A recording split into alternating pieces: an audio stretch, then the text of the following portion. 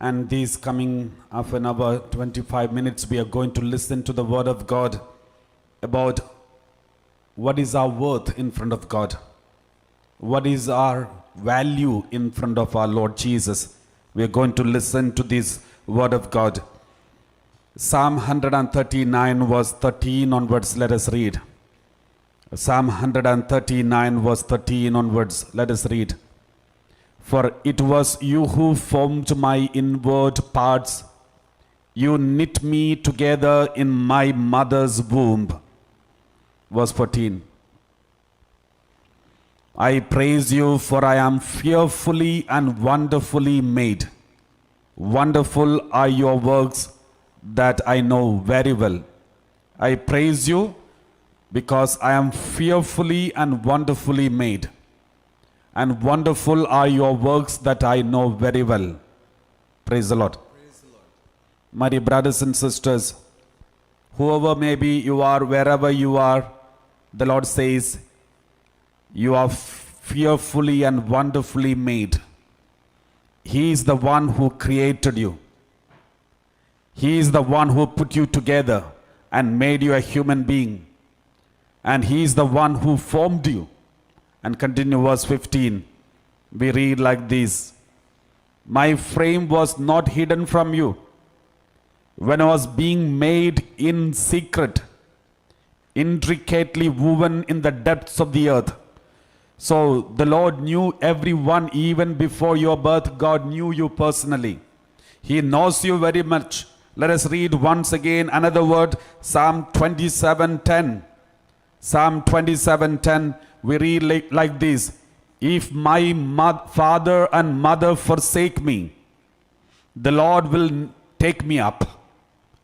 If my father and mother forsake me, the Lord will take me up. Everybody repeat after me. If my father and mother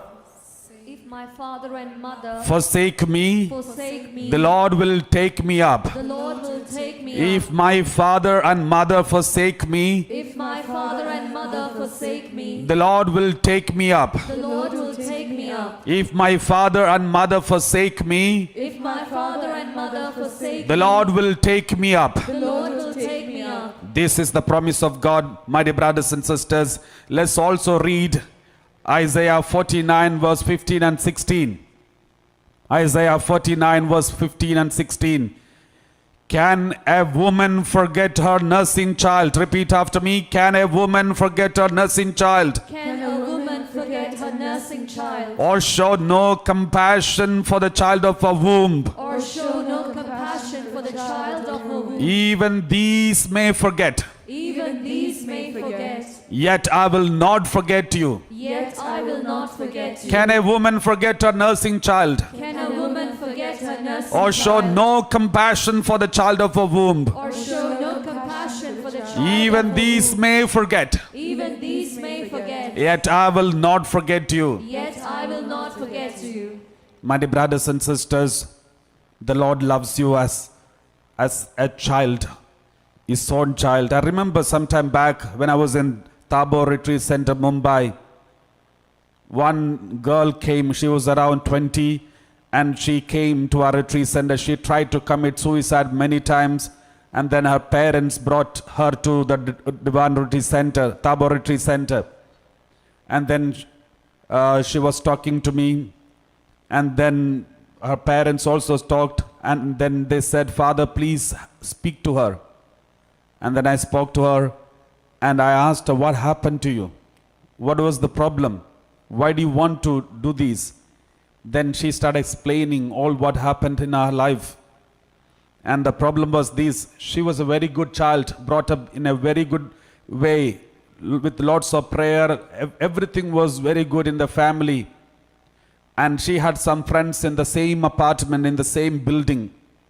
And some friends who are boys. And then they used to go to the university, they used to go to the college together. And one day, when they were playing around in one of the houses of these friends, there was nobody else in the house. They put a dirty video and they started watching it.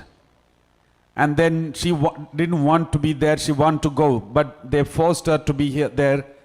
And then since she also was weak, she had no choice, she also tempted to be there and watching it. When she was watching this video, somebody recorded from behind as if she is watching a dirty video. And then with this recording, they started blackmailing her.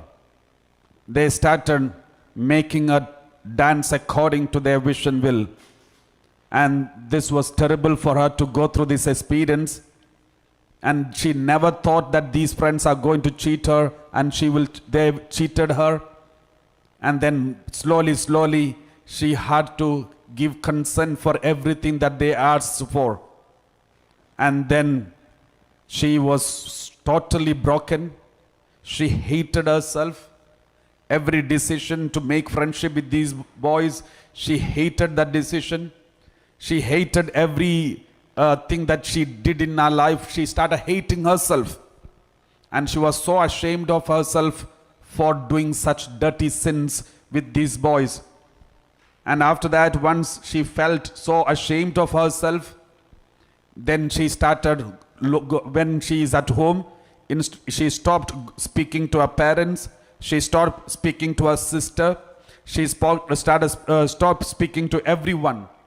When she comes back from the college, she started going to her room, lock the room and sit there, watch something, all dirty things. And she started hating. She wanted to destroy herself. And she said, she was thinking like this, anyway, I have committed terrible sins. What is the point in praying anymore? Because God is not going to listen to me. Anyway, I'm a dirty person now. What is the point in going for confession? I don't think God will forgive me. What is the point in praying, going for mass? All these mass and spirituality is useless for me because I'm lost. No one can help me. No one can save me. No one can forgive me. And some of the sins which I committed willingly with full consent. And therefore I don't think Jesus will forgive me. Why should I live? And then meanwhile, these parents thought some problem she's going through. They asked her, but she was very angry with all of them. She was reacting very badly. And then they decided marriage for her. But then she said, I don't want to marry at all, because she was thinking like this, I have already cheated many, and I am also cheated, and I don't want to cheat one more person.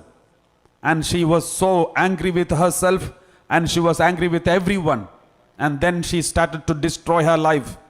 My dear brothers and sisters, if you see something is useless, suppose when you are at home, maybe in your room, some dirty papers or some rubbish things are there on the floor. When you see such things, when you know certain, suppose this is a useless paper, and once you know this is useless and fallen on the floor, you will take it and smash it and put it in the waste box because it's good for nothing. The same way, if you know that your life is good for nothing, useless, the first thing that you're going to do is you will destroy your life. And from then, you won't be careful about keeping your body holy. You won't be careful about keeping your body holy and neat and decent. You will start doing all kinds of evil things, and that is how many getting the temptation to destroy their body with all kinds of varieties and makeups, extra unnecessary makeups. I'm not talking about the normal makeups. I'm talking about extreme kind of decorations of their body, and destroy their body with the tattoos and horrible pictures and symbols. By doing so, it's a clear sign they are reflecting what is going on inside of their heart. Yesterday I've told you about the El Salvador gangsters and Wilfredo Gomez, when he was sharing his testimony, he said, I have put all these tattoos on my face because that was the reflection of my heart. Because this is exactly what was going on inside of me. I hated everyone. I wanted to frighten everyone. I want to tell the whole world, I don't like you. Get away from me. So that was why he put all the horrible tattoos on his whole body, so that everyone should get frightened. By doing so, he wanted to control everyone. He wanted to have upper hand on everyone because he felt rejected by everybody. So, my dear brothers and sisters, once you know you're good for nothing, you're useless, you are not accepted by anyone, your family members cannot accept, that is when you want to destroy. You want to take your life and smash it and put it in the waste box. And that's how many people fall into wrong relationship, addictions, attachments, and drugs and drinks and everything. And this is exactly what happened to this girl. Then she got tired. She was tired of watching dirty videos. The more you watch, the more you thirst. You will never be satisfied. The more you watch, the more you will thirst. Anything of this world is like this, my dear brothers and sisters. Anything of this world, the more you thirst, the more you watch, the more you eat, the more you enjoy, the more you enjoy, the more you will thirst. It will never ever stop. For example, if you're watching dirty videos, you will never be tired of it. You will go for more and more and more. If you're watching violence, you will not be tired, but you will go for bigger violence, severe violence. If you're taking drugs, if you take small gravity quantity, and you will start taking more because you want more power, more feeling, more pleasure. So you will go on searching for it. You will never be satisfied. This is what is the world he is giving you. The world is like that. But when the moment you come to the presence of God, you will be satisfied. You will be filled. Saint Teresa of Avila, when she is experiencing the love of God, she was overpowered by the love of God. When the love of God started taking control of her body, and she used to cry and say, Jesus, this is enough. This love is too much for me. And she was fully satisfied, fully happy. She doesn't want anything of this world. Do you know why all the 12 apostles leaving their life, they were ready to go to different parts of the world and ready to die for Christ? Because they are burning with the zeal for the love of God inside. The zeal of the love of God was there burning inside. And that's why they were not worried about anybody. Why Mother Teresa, when she was going on begging in front of all the houses, people made fun of her, insulted her, abused her, spat on her face, but she was not reacting. She was smiling. Because if you're happy inside, you don't need happiness from outside to make you happy inside. Because you're happy inside already. Mother Teresa, once she was going on begging in front of houses. One man, she was begging money for the people whom she is taking care of, the poor people, the abandoned, broken and sick and afflicted. She was taking care of them, and she needed money to buy the medicine, food and everything. That's why she was going on begging in front of houses. Then one non-Christian, he was not happy about this nun who is coming around and asking for money. He was so angry and he spat on her face. Then what did Mother Teresa did? She took a handkerchief and wiped it and said, I got what I needed, but give something for my children. And she was smiling and said, I got what I needed, but give something for my children. How could Mother Teresa do this?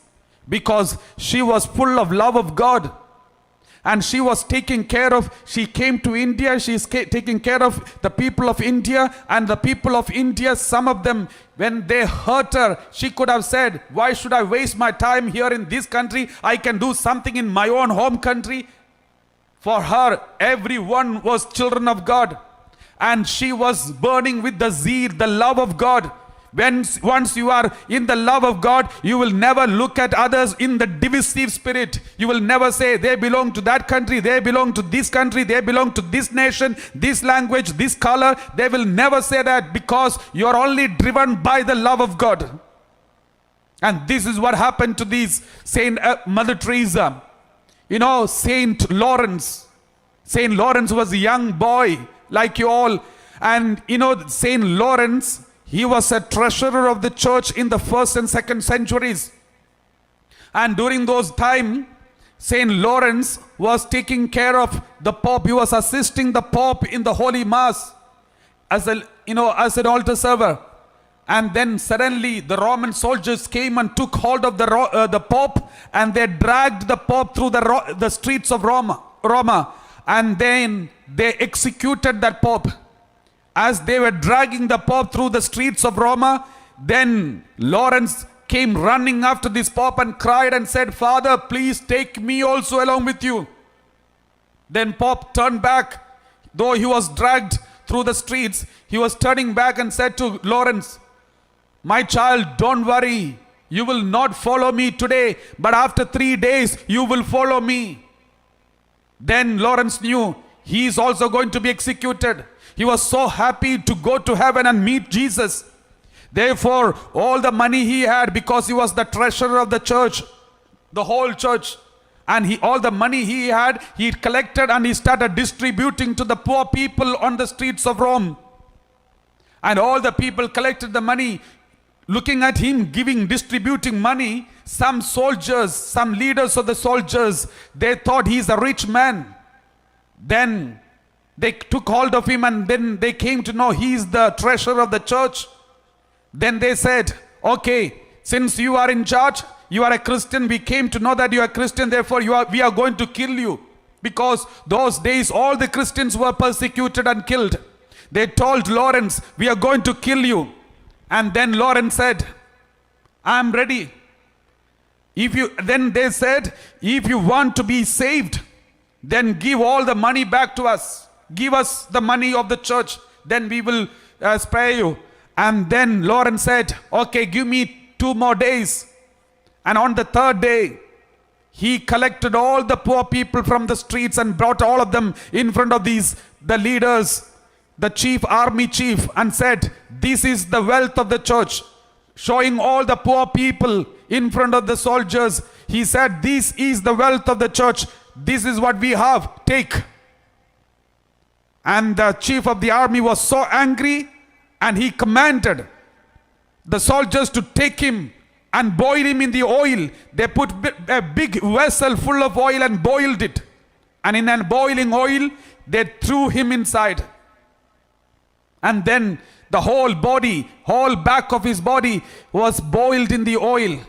When it was completely boiled, then suddenly Lawrence was lying down and singing together, singing and worshipping the Lord inside the boiling oil. Suddenly, when he came to know that his back of his body was boiled enough, he lifted his head up and looked at the soldiers around and said, "Please turn me over. Let the other part of the body also be boiled." And then they turned him over with a frying pan, and then they made his other part of the body also boiled in the oil. But still he did not die. Then they took him out and then beheaded him. If you see a statue or a picture of St. Lawrence, you can see St. Lawrence holding a frying pan, because that is how he died. You can see so many saints holding either sword or spear or something, some weapons. When I was small, I used to wonder why these saints are holding these weapons. They are supposed to be the messengers of love. Why are they using these weapons in their hand? Later I came to know these are the weapons with which they were killed. It is not a weapon to attack them. These are the weapons used by the enemies to kill them. Now it has become power in their hand. Jesus died on the cross. Now the cross has become the symbol of Jesus. Christianity, the same way. Your enemies, whatever the machine or weapon that they are going to use, this weapon is going to be your power tomorrow. Praise the Lord. Hallelujah. When Jesus was buried in the tomb, some women on the 3rd day early morning, they wanted to anoint the body of Jesus, and they were going to the tomb of Jesus. And on the way they said, "Who will remove the stone?" Because they knew there is a stone at the entrance of Jesus, the tomb of Jesus. So somebody powerful has to come and remove the stone, otherwise they can't get inside of the tomb. So they were wondering who will remove the stone, but still they did not get the help of anyone. They trusted in the Lord, and they knew there is somebody behind the stone, and that is Jesus. He is in the tomb. Therefore Jesus is there behind the stone. Therefore they went ahead. They marched forward. When they reached the tomb, they saw the stone is already removed, and an angel sitting on the stone and preaching the good news to them and saying, he is not here, he is resurrected. My dear brothers and sisters, today's block is tomorrow's pulpit. Today, if you see a stone which is blocking you, don't worry. You march forward. There is somebody behind the stone. And tomorrow you will come to know an angel standing on this stone and preaching the good news to you. Today's stone, the block, is going to be the pulpit for you to preach the good news tomorrow. Praise the Lord. Hallelujah. Therefore, my dear brothers and sisters, this girl came and said, Father, I was lost completely. I didn't find any meaning for my life. All the valuable things of my life is gone. Everything which was considered as the most valuable, my holiness, my purity, my virginity, my anything that I can, the world considered as the most valuable, I lost it. Therefore, I am useless. Good for nothing. Why should I live? And that's when I thought of committing suicide, and she was brought to the retreat center. Then we prayed together. The Lord gave a message. The message was this: who created her? And she said, Jesus created me. God created me. The message was this: my child, if God created you, He can recreate you. The one who created you can recreate you. And you are more valuable than anything that other things. You as a child, you are more precious, more valuable than anything else. For God, you are the precious one. Even your mother may forget, the world may forget, everyone may forget, but He will never forget you. You are precious to me. Praise the Lord. Lift up your right hand and say hallelujah. Jesus Master, have mercy on me.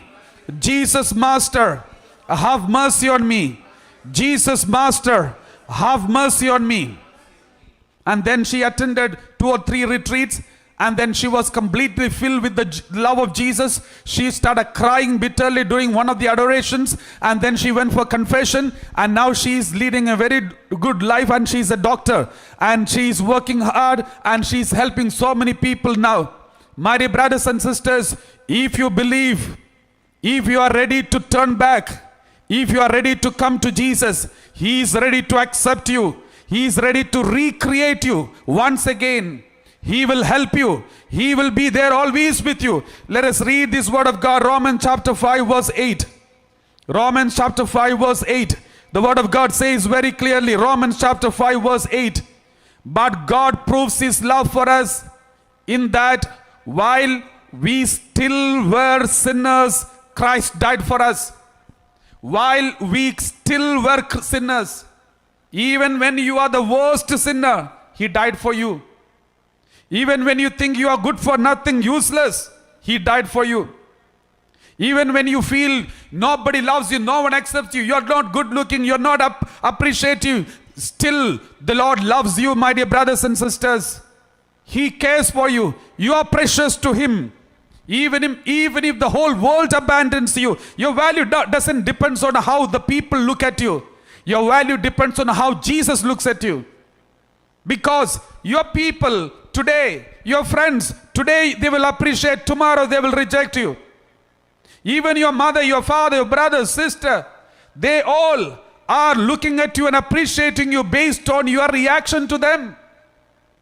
But your God, even when you torture Him, He loves you. Even when you commit sin against Him, He loves you. Even when you go away from Him, He comes in search of you. Leaving all the 99 behind, He comes after you because you are precious. You belong to Him. Just like the lost sheep. Suppose if the lost sheep looks at the master, the shepherd, and say, Jesus, why are you coming to me in search of me? There are 99 sheep. They are obedient to you. I'm not obedient. They are all good to you, but I'm not good to you. They are all affectionate. They are praying every day. They go to church every day. They are so committed, but I'm not. I'm not interested. For me, the world is more important. For me, the pleasures and body, the sex and all the money, power, everything is important. And they are considering you most valuable. They sacrifice their life for you. Then why are you leaving them and coming after me? Jesus says, only one reason. You are mine. You are precious to me. My dear brothers and sisters, this is the most important message that you need to carry in your life. You are mine. Let's close our eyes. My dear brothers and sisters, we are going to listen to the next talk. Before that, we are also going to watch another, the youth members singing together, worshiping together, the video that we are going to see. And we are going to worship God and thank the Lord for the wonderful things the Lord has done in our life. Remember, we are precious to Him. We are so valuable. And He always looks at us and said, you are mine. When Jesus was baptized in the river Jordan, the heaven was opened. The Holy Spirit came upon Him. And the Holy Spirit rested on Jesus, and the Heavenly Father announced, you are my Son with whom I am well pleased.